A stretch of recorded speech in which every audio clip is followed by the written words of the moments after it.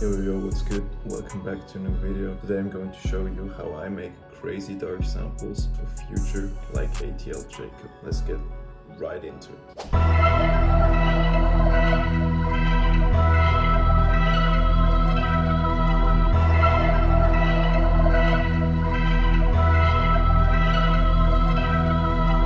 Okay, first I added this MIDI from my Anarchy Creative Kit.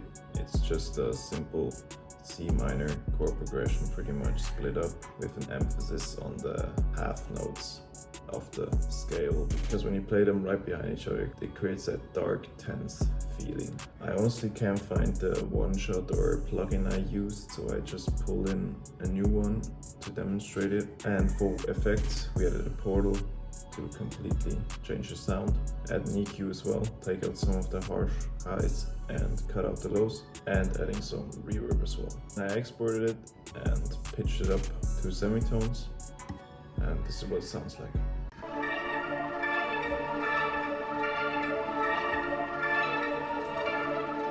Next thing I added was a phrase from my Anarchy Creative Kit as well, which sounds like this.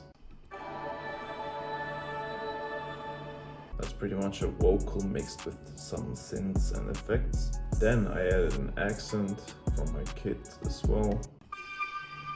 Didn't add any effects because most of the accents are already heavily processed with all the effects. Next thing, of course, a dark underlying piano to fill out the whole sample, to cover more frequencies and just give it more of a dark touch.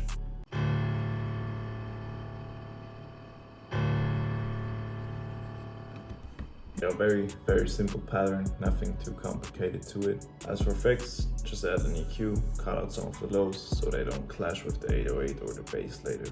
This is what we have so far.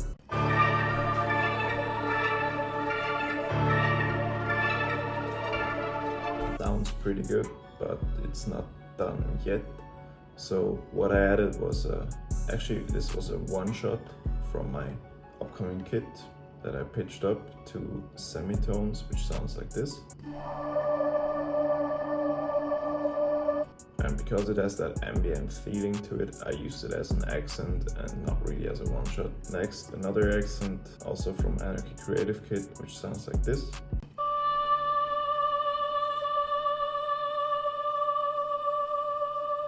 Which is another vocal type thing, which gives it a nice dark layer.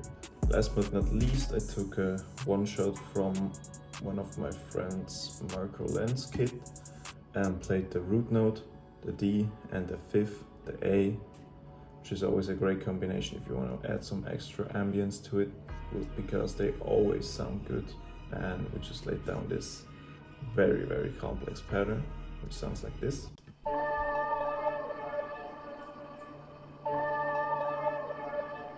And for effects such as adding a EQ, cut out some of the lows. And then to round it off, I added a bass.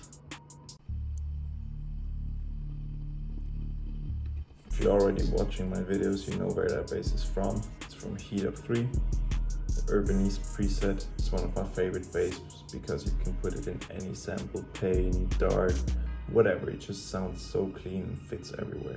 And then I exported the whole thing out and pitched it up to semitones, and that's what we got.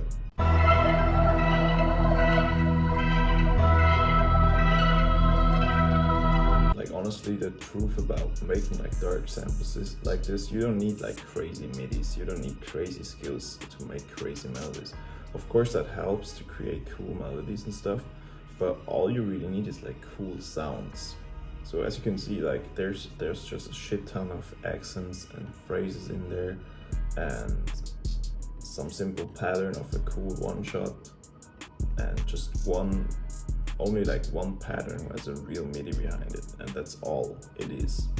So if you want to make better dark samples, use sound kits, use accents, make your own accents, make your own phrases, and just implement them in your beats and do more than you think you have to do. Because what I see most of you guys doing is just finishing the sample as with those 4 layers.